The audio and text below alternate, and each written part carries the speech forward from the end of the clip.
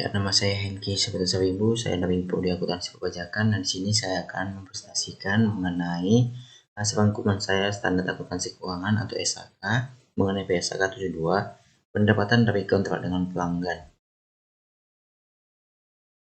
Tujuan yang pertama itu adalah untuk menetapkan prinsip yang diterapkan entitas untuk melaporkan informasi yang berguna kepada pengguna laporan keuangan tentang sifat, jumlah, waktu, dan ketidakpastian pendapatan dan arus kas yang timbul dari kontrak dengan pelanggan. Yang kedua, untuk mencapai tujuan dari poin pertama, prinsip utama pernyataan ini adalah bahwa entitas mengakui pendapat untuk menggambarkan pengalihan barang atau jasa yang dijanjikan kepada pelanggan dalam jumlah yang mencerminkan imbalan yang diperkirakan menjadi hak entitas dalam pertukaran dengan barang atau jasa tersebut. Yang ketiga, entitas mempertimbangkan syarat kontrak serta seluruh fakta dan keadaan yang relevan ketika menerapkan pernyataan ini. Entitas menerapkan pernyataan ini termasuk penggunaan panduan praktis secara konsisten terhadap kontrak dengan karakteristik dan keadaan yang serupa. Yang keempat, pernyataan ini mengatur akuntansi untuk kontrak individual dengan pelanggan. Akan tetapi, sebagai panduan praktis, entitas dapat menerapkan pernyataan ini terhadap portofolio dari kontrak atau kewajiban kepelaksanaan dengan karakteristik serupa jika entitas memperkirakan secara wajar bahwa dampak pada laporan keuangan dari menerapkan pernyataan ini terhadap portofolio tidak akan berbeda secara material dari menerapkan pernyataan ini terhadap kontrak individual atau kewajiban pelaksanaan dalam portofolio tersebut. Ketika mencatat untuk suatu portofolio, entitas menggunakan estimasi dan asumsi yang mencerminkan ukiran dan komposisi atas portofolio tersebut. Tujuan selanjutnya yang kelima, untuk menerapkan pernyataan ini untuk seluruh kontrak dengan pelanggan kecuali hal berikut. A. Kontrak sewa dalam ruang lingkup PSAK 73 mengenai sewa. Yang B. Kontrak asuransi dalam ruang lingkup PSAK 62 kontrak asuransi. Yang C. Instrumen keuangan dan hak atau kewajiban kontraktual lain dalam ruang lingkup PSAK 71 instrumen keuangan, PSAK 65 laporan keuangan konsolidasian, PSAK 66 turun bersama, PSAK dan laporan keuangan tersendiri, dan PSAK 15 stas Asimas dan Ventura bersama. Yang D. Pertukaran non-moneter antara entitas dalam lini bisnis yang sama untuk memfasilitasi penjualan kepada pelanggan atau pelanggan potensial. Pengakuan mengidentifikasi kontrak entitas mencatat kontrak dengan pelanggan dalam ruang lingkup pernyataan ini hanya jika seluruh kriteria berikut ini terpenuhi.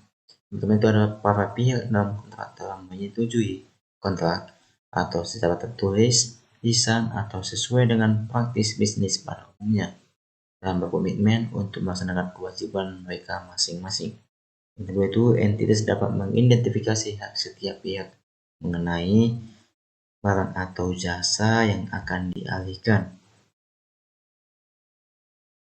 Selanjutnya, entitas dapat mengidentifikasi jangka waktu pembayaran barang atau jasa yang akan dialihkan.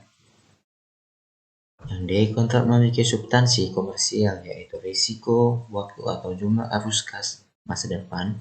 Entitas diperkirakan berubah sebagai akibat dari kontrak dan kemungkinan besar probable entitas akan menagih imbalan yang akan menjadikan dalam pertukaran barang atau jasa yang akan dialihkan ke pelanggan. Dilalui apakah koleksibilitas dari jumlah imbalan kemungkinan besar terjadi. Entitas hanya mempertimbangkan kemampuan dan ekstensi pelanggan untuk membayar jumlah imbalan ketika jatuh tempo. Jumlah imbalan yang akan terjadi hak entitas mungkin lebih kecil dari harga yang tercatat dalam kontrak jika imbalan bersifat variabel karena entitas dapat menawarkan suatu konsepsi harga kepada pelanggan. Kewajiban pelaksanaan. Pada inspeksi kontrak, entitas menilai barang atau jasa yang dijanjikan dalam kontrak dengan pelanggan dan mengidentifikasi sebagai kewajiban pelaksanaan setiap janji untuk mengalihkan kepada pelanggan, baik suatu barang atau jasa atau sepaket barang atau jasa yang bersifat dapat dibedakan atau serangkaian barang atau jasa yang bersifat dapat dibedakan yang secara substansial sama, dan memiliki pola pengalihan yang sama kepada pelanggan. Entitas mengakui pendapatan atau selama entitas memenuhi kewajiban pelaksanaan dengan mengalihkan barang atau jasa yang dijanjikan, yaitu aset, kepada pelanggan. Aset dialihkan ketika atau selama pelanggan memperoleh pengendalian atas aset tersebut.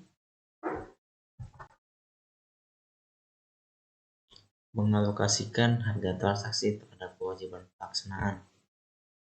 Tujuan ketika mengalokasikan harga transaksi adalah dia mengalokasikan harga transaksi terhadap setiap kewajiban pelaksanaan atau barang atau jasa bersifat dapat dibedakan dalam jumlah yang menggambarkan jumlah imbalan yang diperkirakan menjadi dalam pertukaran untuk mengalihkan barang atau jasa yang dijanjikan kepada pelanggan.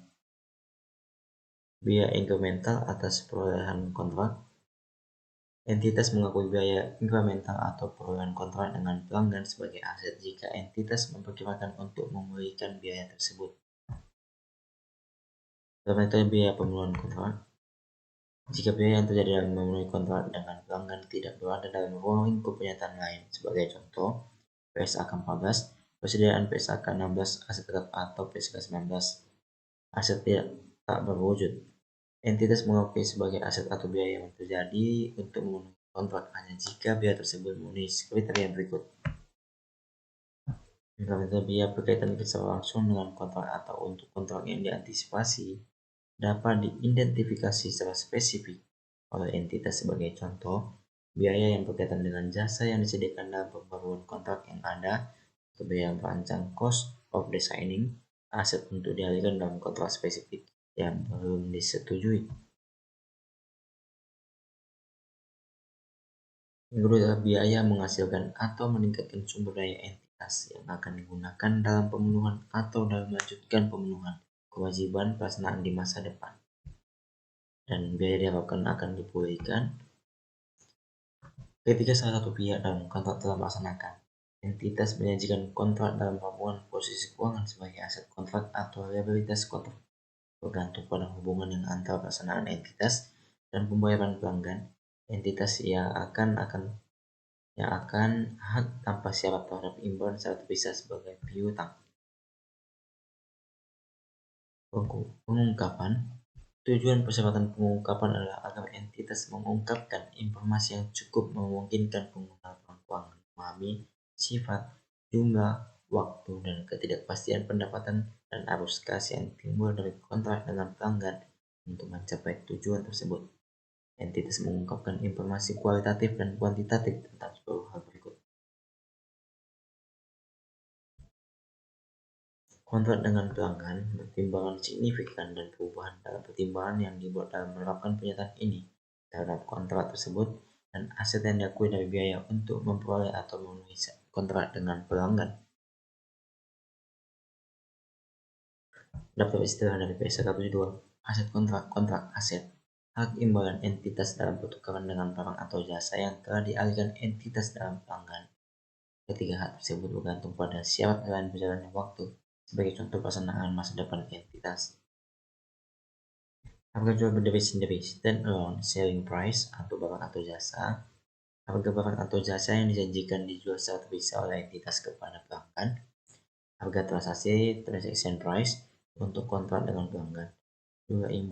Jumlah imbalan yang diharapkan menjadi hak entitas dalam pertukaran untuk mengalihkan barang atau jasa yang dijanjikan kepada pelanggan tidak termasuk jumlah yang ditagih atas nama pihak ketiga.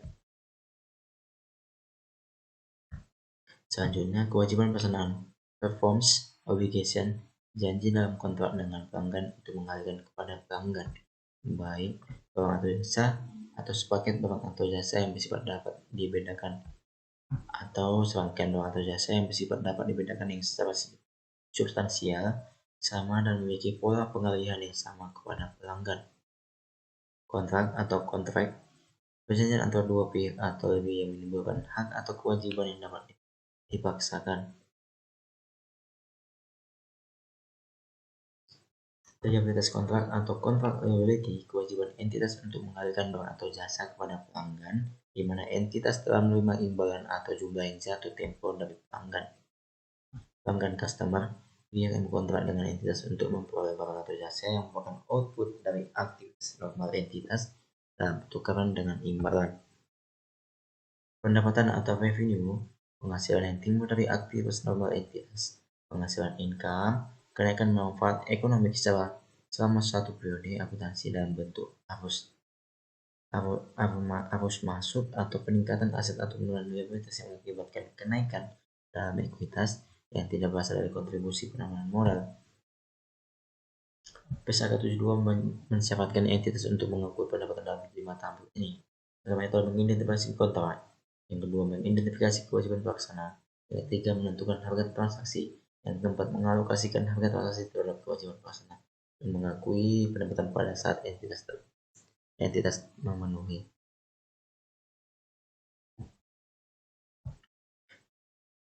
Nah, demikian hasil presentasi mengenai hasil rangkuman saya mengenai standar akuntansi keuangan SAK. Demikian saya ucapkan terima kasih.